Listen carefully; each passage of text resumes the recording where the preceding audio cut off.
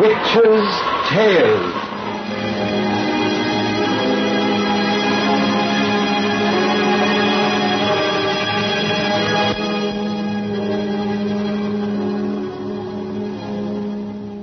The fascination of the eerie. Weird, blood-chilling tales told by old Nancy, the witch of Salem, and Satan, her wise black cat. They are waiting for you now.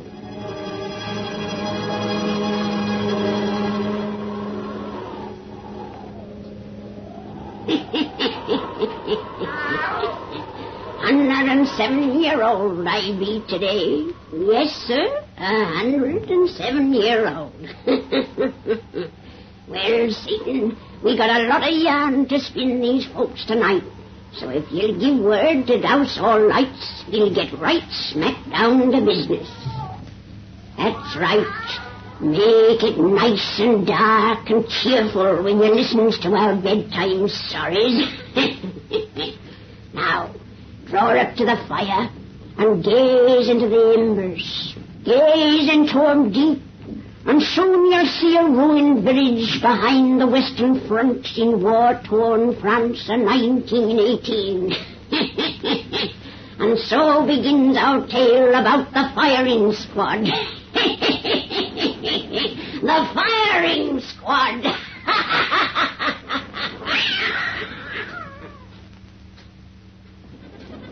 Squad! Halt! Why do you make me look at this, Mac? Because that man's a traitor, Steve. But why should I watch him die? God. Blindfolded. Against a wall. Quiet. We'll let the men hear you. All right, Captain Mason. Proceed. God. Aim! Watch this execution. That's an order. Yes, sir. Squad! Fire!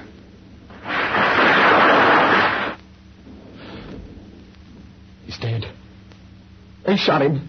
Right shoulder! Up! He sold his people. He's received his pay. Squad! Left! Forward! Up! But to shoot him down in cold blood. I don't care what that man did.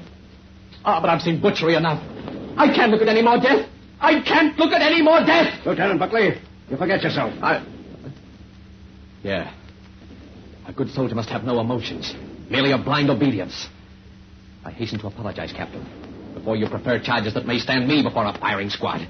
Let's take a little walk, boy. I want to talk to you. Very well, sir. The command of my superior officer is law. Steve, an extra bar on my shoulders hasn't made any difference between us. You know that. In blood relationship, we may be only cousins. But I've always looked upon you as a younger brother. You're in trouble, kid. I want to help you. You've helped me enough already. By bringing me to France when I might have stayed at home. And when you get me here, instead of leaving me in Paris, you took me into Below Wood. Steve, you're not really a coward. I didn't realize it was going to be so hard. I thought this war would bring out your stronger side. You have a stronger side, if I could only find it. Your nerves are gone. That's the whole trouble with you. You need a change, a rest. A few days in Paris. What are you driving at? Kid, you can go to Paris. In my pocket is a pass in your name. A pass? A pass for Paris? Mike, you're not kidding. You're not... Here it is. A pass to Paris. Oh, to a clean bed and sheets. To a bath. To women who wear white dresses and smell of perfume. Why, you're a new man already. Oh, when can I leave? Tonight. Oh, thanks, Mike, thanks. But before you thank me, there's a condition attached to this pass, Steve. Why, what do you mean? When you were in Paris before, you fell pretty hard for that Coudray woman. Steve, you mustn't see her again. Oh, Vera's not a plaster saint. I know that. I've no interest in her morals. Kid, this is in confidence. Vera Coudray is under strong suspicion of being a German spy. Our Lord. I know you've received another letter from Uncle Charles. He believes there's a spy hiding behind each blade of grass. Uncle Charles is in a position to have reason for such belief. Yeah, but why pick on Vera? If she were a German agent, how has she gotten away with it in Paris for 4 long years? Because Mademoiselle Coudray is very clever. So clever that others are caught and punished in her place. Oh, that's ridiculous. No, Steve. The man you just saw die was one of that woman's lovers. I don't believe that. Letters were found on him proving it. Unfortunately, they didn't connect her with his act of treason. And as you saw, he went to his death in silence. It may be purely coincidence, But 4 other soldiers who were intimates of that woman have faced a firing squad for similar crimes. 4 others? Yes, 3 French and 1 English. This poor devil was the first American. All acted very strangely during their courts-martial. None of them seemed to comprehend or realize the thing they'd done. Their minds appeared to be in a sort of haze. Crazy as it may sound, I believe that woman has some power that enslaves men's brains. You must promise you'll never see her again. I see now why you made me watch this execution. I've admitted to you I'm no patriotic hero, so you think me a possible traitor. That man's death was to be my object lesson. Oh, don't be a fool. I don't think anything of the kind. I did make you watch only to show you the sort of woman you're in love with. You haven't shown me anything. You've merely talked a lot of rot. And the moment I get to Paris, I'm going to call her up. No, you're not. Give me that pass. Mac! Your superior officer speaking now. Give me that pass. No, you can't. You won't. I've got to get away, Mac. If I have to listen to those guns another day, I'll go crazy. I've got to get away. Give me that pass. No, no. Oh, for 3 days in Paris, I'll promise anything. I promise, Mac. Don't take it away from me. Swear you'll not see Vera Cordray. That you won't even telephone her. That if you meet her by accident, you won't speak to her. Swear it on your word of honor. On your word of honor. I swear. On my word of honor. Thanks, Steve. Oh, don't be sore at me for this. You know I'm only trying to help you out of a possible trouble. I've done that ever since we were kids. It's become sort of second nature. Here. You pack now and be on your way. A good spree will put those jumpy nerves of yours to sleep. And when you come back, we'll go up there and do our job together. Yeah. Up there where those guns are booming. Up there where death is waiting. But I have 3 days now to live. 3 days to live in Paris.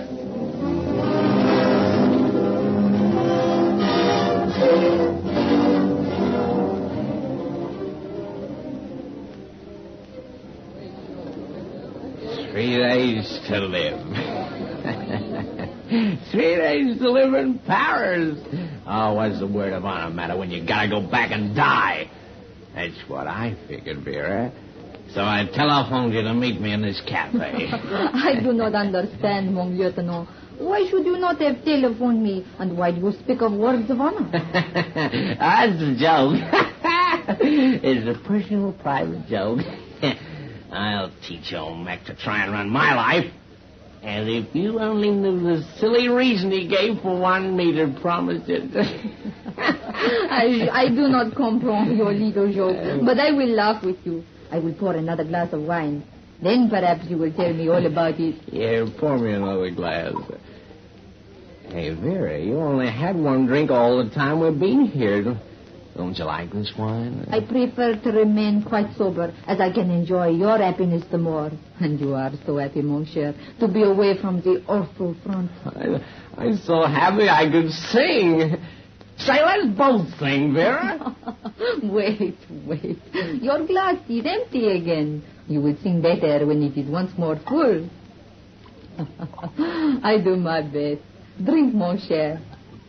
Your company, your what you call division. I am so ignorant of military terms. When you return, it will occupy the same place in the line as before? I don't know. Why you all the time asking me questions about the front? Why you remind me I gotta return? I want to forget that. I don't blame you. Oh, mon ami. Would it not be wonderful if this wicked war was over? This war is never going to be over. It's going to last forever. And I'm going to be killed. You mustn't think such things. Why, if Paris were taken, the war would be over in 1 week. What do you mean? Oh, the Boers are only 70 kilometers away. If they should break through where your so brave American troops hold the line, this war would have to end. Yeah, they won't break through. No, I suppose not. Here, mon cher, you must have one more little drink. All right.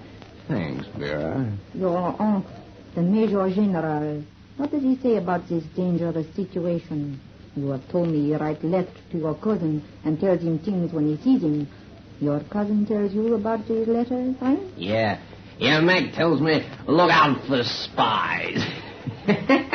Everybody's a spy. You're a spy. I? Yeah, he made me promise not to see you. Now I told you, Vera, we can laugh together. And he said you had strange powers that enslaves men's brains. Why aren't you laughing, Vera? Why are you looking at me like that? So steady. So... Look at me. Sure. I like to look at you. I'm crazy about you, Vera. You know, you got the most wonderful eyes. Look into them deep. All right. Your eyes are awful wonderful, Vera. I feel so funny. Your eyes make me feel funny. They make me... Gaze into them. Do not try to look away. You cannot. No, I cannot. You are very much in love with me. Yes. You trust me absolutely. Yes. You are afraid of death. You wish this war to end. Yes. Yes. And you believe that I can show you how to end it? You believe that I can show you how to end it? Yes. And you will do anything I tell you to bring it end about. Say, I will do anything you tell me to bring it end about. Say, I will do anything. I will do anything you tell me to bring its end about. Now, let your waking mind remember that, and forget that I have made you so remember. Mon ami, wake up, wake up. Huh? Is this the proper way to entertain a lady? I fell asleep. You were what you call dead to the world. Come, let us leave this stuffy place and walk to my apartment. It is pleasant there, and we will talk. Yeah, just you and me, Vera. Oh, I'm crazy about you. I've only 3 days to live. Then I gotta go back there and die. Oh, no, mon cher. You will live to see this war all ended. It's funny, Vera, but you know, the idea just come to my mind that maybe you and me could end it.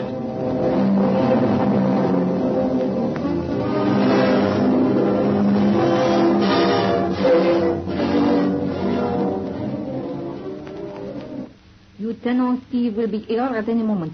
You are sure we will run no risk? Have I ever led us into danger? No. Your hypnotic powers have been of great value to the fatherland, mademoiselle. In 3 days I have made this lieutenant my slave. And his uncle is a major general. If he is like his nephew, Germany does not need our help to win the war. Now listen, his leave is up. Tonight he returns to his company. No matter what happens, he will obey my will. Talk plainly to him and have no fear. I rely upon you. Hush. You wanted me, Vera? Yes, mon petit, come in. The gentleman of whom I spoke is here to see you. Monsieur Charbonneau, I present Lieutenant Buckley. I am charmed, Lieutenant. Monsieur Charbonneau. Of course I know that's not your real name. Mademoiselle Coudray has told me of your conversations. She told me how to end the war. It doesn't matter who wins, just so it's over, she says. She is right. And once the line is pierced between Soissons and Reims, Paris will be occupied within a week. The war will be over, and men will cease to die. Yeah. What am I to do to save my life and that of others? General Ludendorff wishes to learn the weakest spot in the line. Well, how can I find it? One who looks may see much. And to the nephew of a major general, things may be told. It doesn't seem right. Look into my eyes, mon cher. Because you wish to live, you will do as you are told. Yes, I'm going to live. For you. You will give the information we desire to a man wearing the uniform of a common American soldier. He will have a bandage bound around his head, and his arm will be carried in a sling. He will give you the password, Koblenz. This man will meet you a week from today. What if I am killed within the week? That, of course, would be a misfortune. Remember, you are not to fear, mon cher. Nothing can harm you, I have told you. No, nothing can harm me. Not even a firing squad. Of that I have forbidden you to think at all. To ensure your safety when the drive begins, Lieutenant, you will take this capsule. It will make you very ill enough to be sent to a hospital in the rear. Where nothing can harm me. Can I have 2 capsules? Monsieur worries about his cousin, Capitaine Mason. I have told you many times that he will also be safe. Yeah, Mac will be safe too. You've told me. To make Mademoiselle's assurance more certain of fulfillment, here are 2 capsules. Mademoiselle will enlighten you concerning any further details. It may be dangerous for me to remain here longer. Goodbye, Lieutenant. Goodbye. Mademoiselle, Au revoir, monsieur. I offered him my hand. He didn't take it. Oh, what am I doing? What am I doing? Exactly what I tell you to. That and nothing more.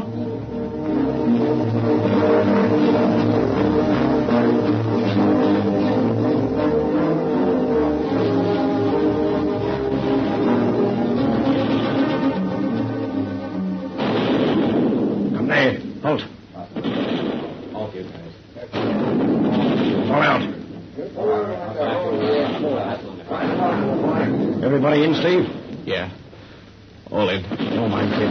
Trouble's over now for a while. Get out of the lines again.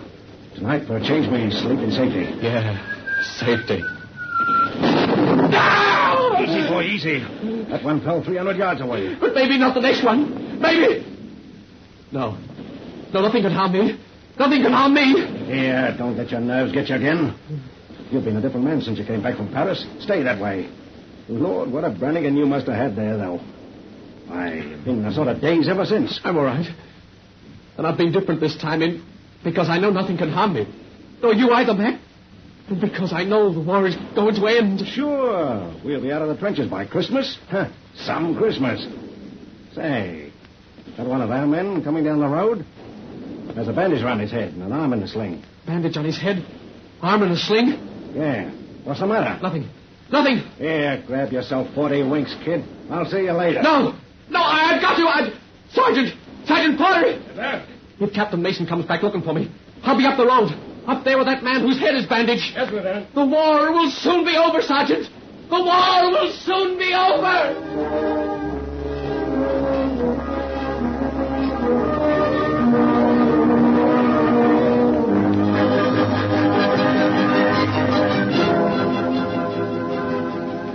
Miss Matt can explain most of it. I memorized everything carefully, just as she told me. It is all very clear. The weakest point, you see, is just behind Dormans. Yeah, just behind Dormans. All is in readiness. The blow will be hard. Then the war will be over. It'll be finished, as she said. I must hurry away now. Goodbye, Lieutenant. Goodbye. Oh, what am I doing? What am I doing? Lieutenant Buckley. Buckley. Steve. Coming. Steve, I've been looking everywhere for you. Bad news, kid. We have to go back. Back? Back where? The lines. The orders just countermanded our arrest orders. They need us to plug a weak spot. Back of Dormans. Considerable hike. Back of Dormans? What's the matter? Get that man with the bandaged head. Don't let him get away. No. Now don't pay any attention to me. She told me. What are you talking about? Nothing. It's all right. Nothing can harm us. See to the men, Sergeant. Get ready to march. Yes, sir. Company, forward. All right, you bugs, come on, get your packs. I can't find the capsules. But nothing can harm us. Even back of Dormans. Oh, quit acting like a lunatic, Steve. We're going back of Dormans. Dormans! But nothing can harm us. Nothing can harm us. Nothing can harm us. Steve! He got him. He's hit. Hey, get that doctor. A stretcher. He's covered with blood, and I'm responsible. I didn't look after him. I brought him into this. Steve, don't die, kid. Don't die. Don't die. They'll get Lieutenant Buckley, Captain. Oh, thank God you're here, Doc. Quick. Oh, don't let him die. Don't let him. Doc, he isn't already. No, he isn't dead. He isn't going to die. Shell fragment grazed his head and knocked him cold. Plenty of blood, but just a flesh wound. Oh, thank God. Mac. Yeah, he's coming to already. Lucky guy. He won't have to go with us. He's got a ticket to the hospital. Mac, where are you, Mac? Here, kid, here. You're all right now. Right, pile him in, newspaper bearers. What are they doing? Where are they going to take me? To a hospital, kid. We'll have to go ahead without you. But where are you going?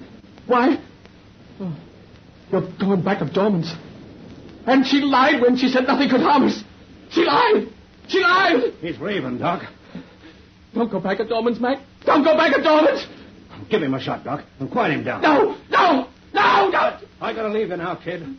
No, Mac. Listen. Let me tell you, Mac. Lieutenant Clark, take the rear company. Company, attention! Mac. Left step, forward, march! Mac. Come back. Oh, he's gone. She lied and he'll be killed. I'll have killed him. Back of Dormant!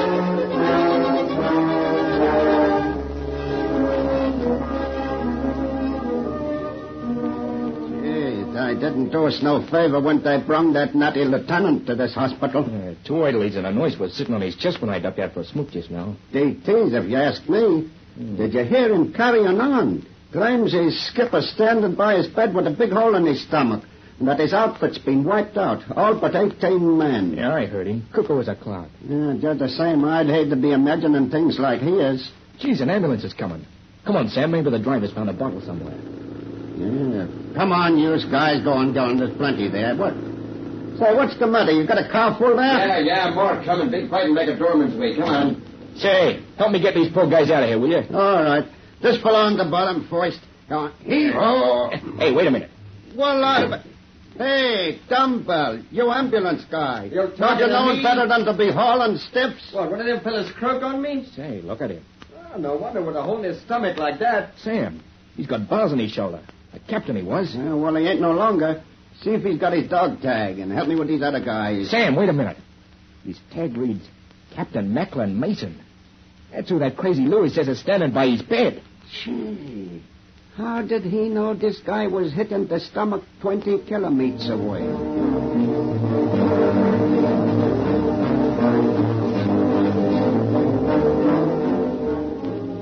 Even, mon cher, all is forgotten now. You are out of the hospital, unarmed. The war is over. And you are with me. And you said, I remember, that nothing would harm us. Nothing did harm you. But you promised protection for him as well. He just looks at me and never speaks a word. But his eyes are telling me to come to the lines just back of Dorman. Stop! There is no one here beside you. Oh, I can't just see him when he's always here. You were his murderer as well as I. And he knows. See? He's turned. He's looking at you now. You make the cold run up and down my spine. I tell you that there is no one there. You'll see him one day. And the others. 18 left of the men I slept with, marched with, fought with. 18 left. We've killed the others. You're afraid to have him gaze at you. Oh, you say you cannot see him. You seem so sure, so certain. Yeah. I know the reason for his presence. His eyes are telling me to come to the lines just back at Dormant. No, we are leaving France. But before we leave, we must go to the lines in back of Dormant.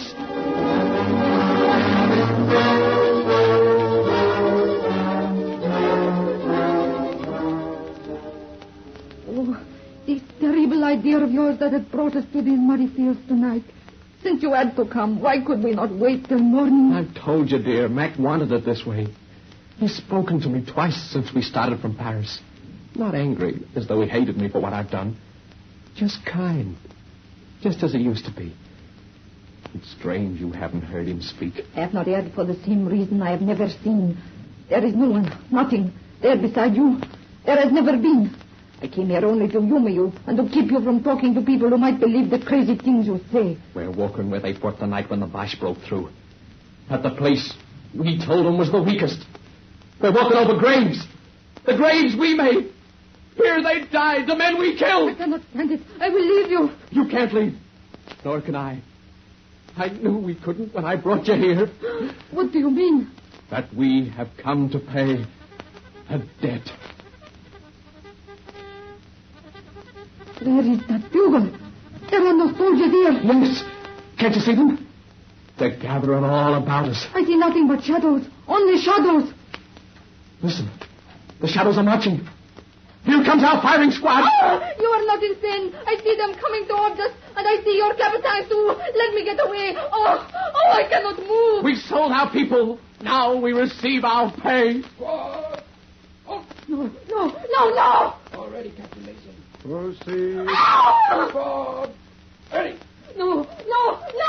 Hey. No. Bob. Give me back. Fire.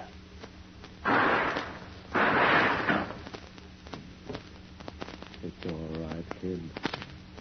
Now I can look after you again.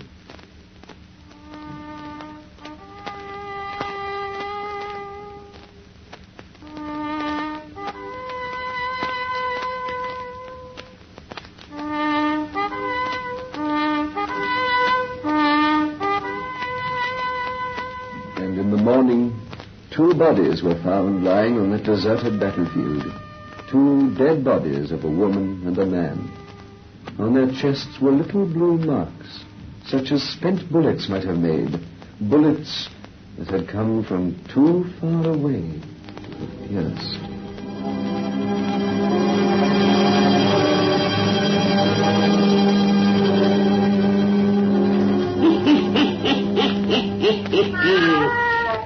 Well, that's the end of that and Satan. You folks come see us next week when I has a birthday, and we'll have another tearful yarn to spin ye.